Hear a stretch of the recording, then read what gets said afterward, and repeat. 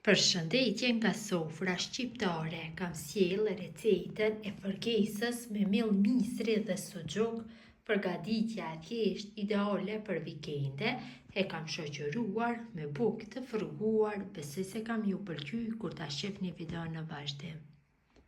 Filloj me përgatitjen e kësaj fërgese tradicionale shumë të shijshme. Në një tigan shtojna pak vaj, shtojna suxhuk të bërë në feta, shtoj për hapim në përgjith tiganin, që më letë bëhet fërgimi, dhe në temperaturë mesatare suxhukun e fërgojmë nga të dy anët. Ne fillim nga një anë, më pas e kthejmë nga ana tjetër.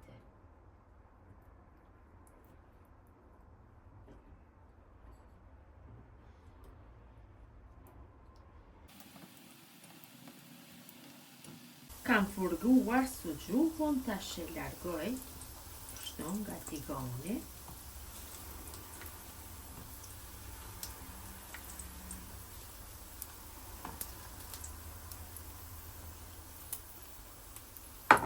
Tash tek vaji hedhim një spec të bërë në feta të holla dhe fërgoj derisa të zbutet speci mirë. Derisa bëhet fërgimi i specave, ne përgatisim kursin. Këtu kam 2 gota nga 200 ml me kos, ja shtojna një vezë dhe i shtojna pak krip. Kripa zakonisht varet nga dëshira juaj dhe vetëm se e përzini masën mirë, derisa veza dhe kursi të bëhen në masën e një trajçme. Është bërë fërgimi i specave. Tash ja shtojna një lugë gjysmë të gjellës me miell misri. Pra kjo fërgesë përgatitet me miell misri dhe masën tash do e fërkojna kështu rreth 1 minutë e gjysmë, duke e përzije vazhdimisht. Kam fërguar miellin mjaftueshëm. Tash ja shtojna kosin dhe vezën. Dhe masën e përzij mirë dhe e fërgoj derisa ajo të trashet. Temperatura patjetër duhet jetë mesatare, asesi gëzon që të jetë e lartë. Derisa masa të trashet, në anën tjetër marrim një enë dhe hedhim pak biber të kuq, ja shtojna pak vaj dhe e fërgojmë derisa fillon që të vlojë vaji. Masa ka filluar që të trashet, tash ja vendosim suxhukun sipër.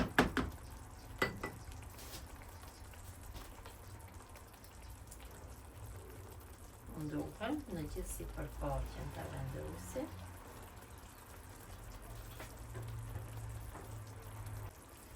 Sipër ja hedhim vajin me biberin kështu.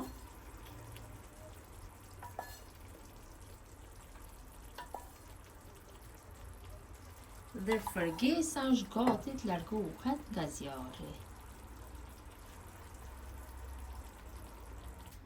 Kjo fërgesë zakonisht shoqërohet me bukë nore apo me bukë katuni, mirë po kësaj radhe unë kam bukë bajate, do i shfrytëzoj, marr një tigan dhe në të kam shtu 3 luggjella me gjallë, do shkrim kështu gjalpin plotësisht. Gjalpi shkrijer plotësisht, ta shtojna pak veget të gjalpi dhe i vendosim bukët, kështu, vendosim nga ana e mrat dhe i fërgoj derisa të skuqen. Më pas i kthejmë nga ana tjetër. Bukët janë skuqur nga njëra anë, tash i kthejmë nga ana tjetër. Buka është fërgu nga të dy anët, është gati të largohet nga tigani. Dhe fërgesa është gati për konsumim, buka është gati, ka dalë shumë e mirë, ka një shije unike buka e fërguar, ja dhe fërgesa si duket. Besoj si u ka pëlqyer motra dashura mënyra se si përgatis unë fërgesë me miell misri të shoqëruara me bukë të fërguara. Gjithë ju që i përgatitni në këtë mënyrë ju bëfshin mirë. Ju falimderit që ndoni kohë vazhdimisht për recetat e mia. Jepni komentet bukura, mirëmbëjtje nga sofra shqiptare deri në recetën e radhës.